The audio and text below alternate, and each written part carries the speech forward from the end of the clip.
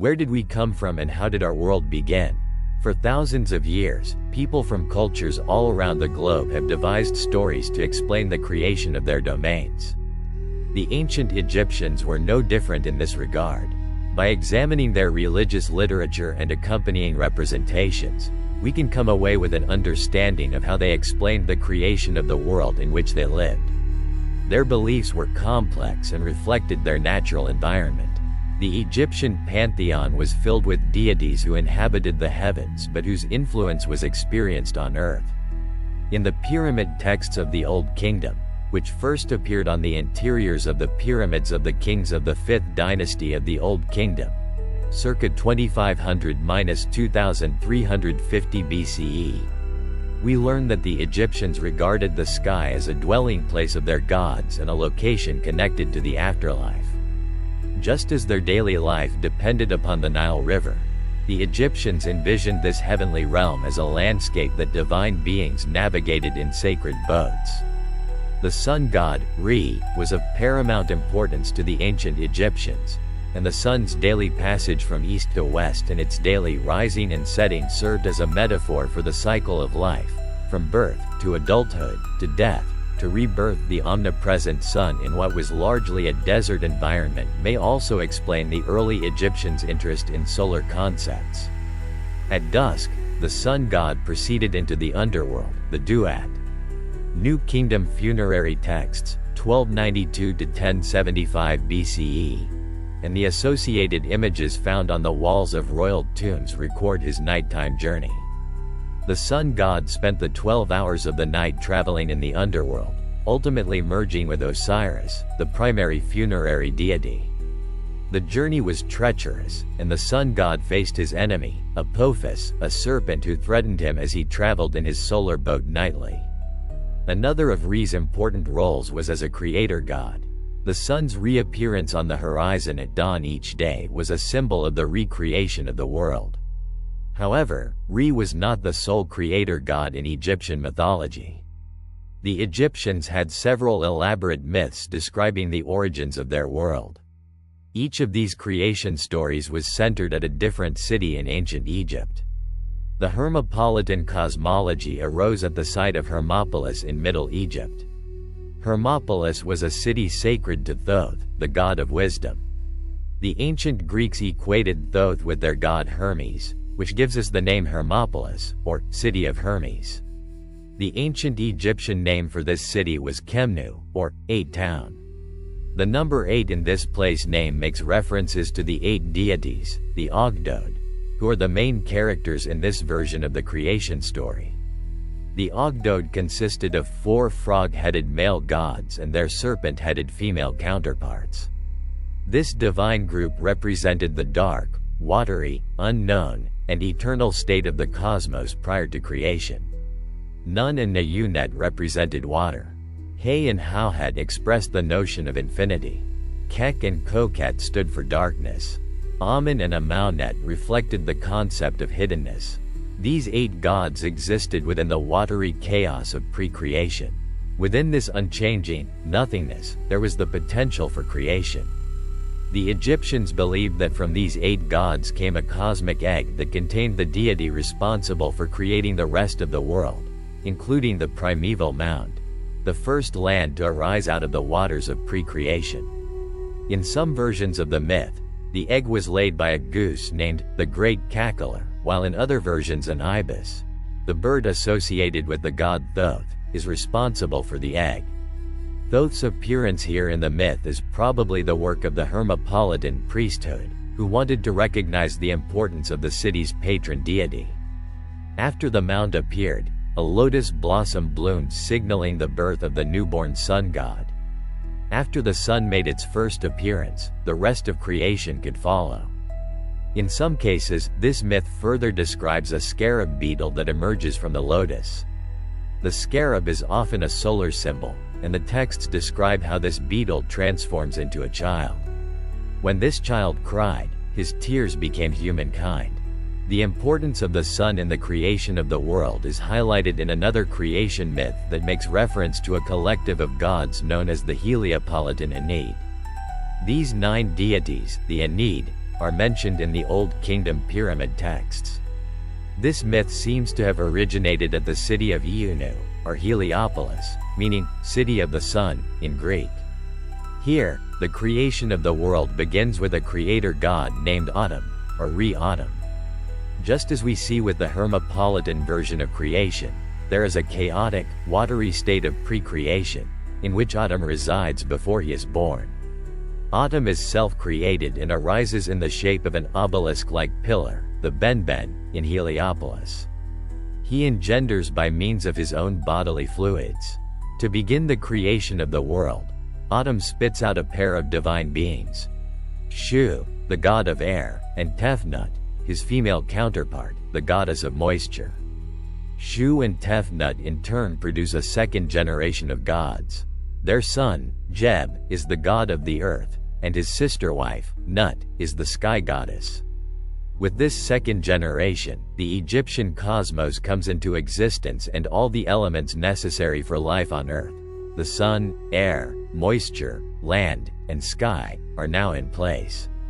The iconography of Jeb and Nut together is particularly evocative. Jeb appears as a human male lying on the ground. Arched above him, separated by their father Shu, stretches the figure of his sister wife Nut, often shown as a nude female whose body is covered in stars. The Egyptians envisioned her arms and legs as the pillars of the sky and each of her limbs as indicators of the four cardinal points. Before their separation by their father, Jeb and Nut were able to produce another generation of gods: Isis, Osiris, Seth, and Nephthys. Isis and Osiris in turn produced Horus. It is interesting to consider that the Heliopolitan genealogy can also be viewed as the family tree of the Egyptian king. Each king was considered a representative of Horus while he was alive, and was then associated with the god Osiris, the king of the dead, after his death. In addition to their roles in the creation of the cosmos, members of the Ennead are involved in other cycles of life and rebirth.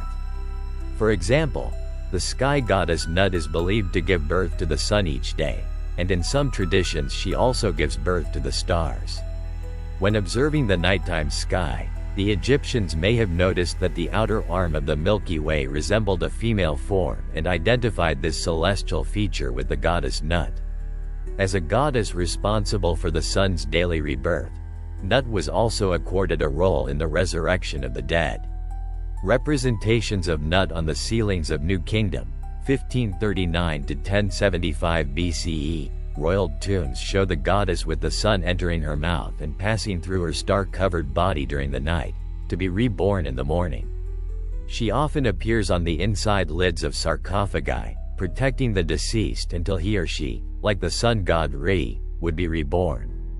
Nut can also appear on the lids of coffins as a woman with wings spread protectively across the chest of the deceased. A third version of the creation of the cosmos can be found in a text known as the Memphite theology. Memphis was one of the most important cities in ancient Egyptian history. Situated along the Nile at the point where the Nile River branches out into the Nile Delta, Memphis was Egypt's first capital city. Throughout Egypt's long history, Memphis remained an important religious and administrative center even during times when its status as the country's capital city had shifted. According to the historian Manetho, Memphis was founded by the legendary King Menes around 3200 BCE. The divine triad who protected the city consisted of Ptah, his consort Sekhmet, and their child, Nefertem. Ptah was the patron deity of craftsmen, and in the Memphite version of creation he plays the role of the primary creator god. See also lead photo above. Unlike the versions of creation expressed in the Hermopolitan and Heliopolitan creation myths, which have been reconstructed from various ancient religious texts, the Memphite creation myth is preserved on a single document known as the Shabaka stone, which is now preserved in the British Museum. The text inscribed on this monument relates how King Shabaka, a Nubian pharaoh of Egypt's 25th dynasty, 705–690 BCE, found a worm-eaten papyrus in the library of the Temple of Ptah in Memphis. Realizing how important the damaged document was, Shabaka purportedly ordered that the words be carved anew in stone to preserve them. In this text, Ptah is credited with the creation of the world. He creates by means of thought and words, sight, hearing, breathing. They report to the heart, and it makes every understanding come forth. As to the tongue, it repeats what the heart has devised. Thus all the gods were born and his Aeneid was completed. For every word of the god came about through what the heart devised and the tongue commanded. The text describes how Ptah was responsible for the creation of all the gods and the establishment of their worship throughout Egypt. He gave birth to the gods. He made the towns. He established the nomes. He placed the gods in their shrines. He settled their offerings. He established their shrines. He made their bodies according to their wishes. Thus the gods entered into their bodies, of every wood, every stone, every clay, everything that grows upon him, in which they came to be. Thus were gathered to him all the gods and their castes, content, united with the Lord of the two lands. Reference to the moment of creation is not only seen in Egyptian texts. Most temples have architectural features that mimic elements of the cosmos at the beginning of creation. A large gateway called a pylon usually fronts a temple. The form of the pylon consists of two tapering towers joined by a lower section. The shape of the pylon imitates the hieroglyph for the word horizon, Akhet, represented as two hills with a sun disk in the center. Further adding to the solar imagery, a pair of obelisks often stands before the entrance to the temple. An obelisk is a four-sided standing stone that tapers as it rises and ends in a small pyramid called a pyramidion. Obelisks were sacred to the sun god and were a symbol of the sun related to the benben, which calls to mind the primordial mound described in the Heliopolitan and Hermopolitan creation myths. Each temple was a microcosm of the world wherein the creation was repeated on a daily basis. Beyond the entrance pylon, the typical temple contained one or more open courts, a hypostyle hall, and, at the innermost space, the sanctuary. The columns found throughout the temple often had capitals that are papyriform or lotiform in design, echoing the marshy plants that emerged on the primeval mound. The dark sanctuary or shrine that housed the image of the temple's resident god imitated the mound upon which creation began. When priests carried out the morning rituals and opened the god's shrine, they reenacted the very moment of creation, and the temple's resident deity took the position of the creator god. Many temple precincts are also bounded by walls whose bricks are laid in a wavy design, perhaps symbolizing the chaotic waters of pre-creation which are held at bay by the creation of the primordial mound upon which the temple structure was built.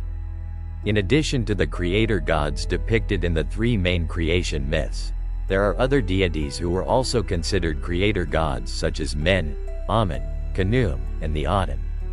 One of Egypt's earliest known deities was the god Men. Depictions of him appear as early as the pre-dynastic period. Three colossal statues of Men dating to around 3300 BCE were excavated by WMF Petrie at the site of Koptos. These statues, while fragmentary, originally depicted this god with the erect phallus that became standard for his representations. As a god connected with fertility and creation, Men is usually shown in this distinctive ithyphallic pose. He grasps a flail in one upraised arm and wears a tall, plumed crown very similar to that of Amun-Re. A member of the Hermopolitan Ogdoad, Amun's name means, the Hidden One. During the Middle Kingdom, century 1945 to 1640 BCE, this god became increasingly important, and by the New Kingdom he rose to prominence as a state god and was given the epithet, King of the Gods. Amun, together with his consort Mut and their child, Khonsu, comprised the Theban triad, the patron deities of the city of Thebes. At the same time, Amun, or his combined form, Amun-Re, became thought of as a creator god in his own right. Amun was usually shown as a human, and when he was in the form of Amun-Re he wore a crown with two tall plumes. The ram and the goose were animals sacred to him. The ram-headed god Khnum is described in the coffin texts, a collection of funerary spells composed around 1991 to 1786 BCE, as a creator of humans and animals. By the reign of the female pharaoh Hatshepsut, reigned 1479 to 1458 BCE, Khnum is described as a god who is responsible for fashioning gods, humans, and animals on a potter's wheel. During the Amarna period, when the pharaoh Akhenaten, reigned 1353 to 1336 BCE, changed the religious system from a polytheistic one to one that approached monotheism, his chosen deity, the Aten, naturally took position as creator god. The Aten was a solar deity, and his role in creation is celebrated in hymns composed during this period. In one version, the Aten is praised and described as follows. It is interesting to note that scholars have long observed the similarity of this hymn to the phraseology of Psalm chapter 104 in the Bible. How numerous are your works, though hidden from sight. Unique God, there is none beside him. You mold the earth to your wish, you and you alone. All people, herds and flocks, all on earth that walk on legs, all on high that fly with their wings. And on the foreign lands of Kar and Cush, the land of Egypt. You place every man in his place, you make what they need, so that everyone has his food, his lifespan counted. This religious experiment did not last long beyond the death of Akhenaten.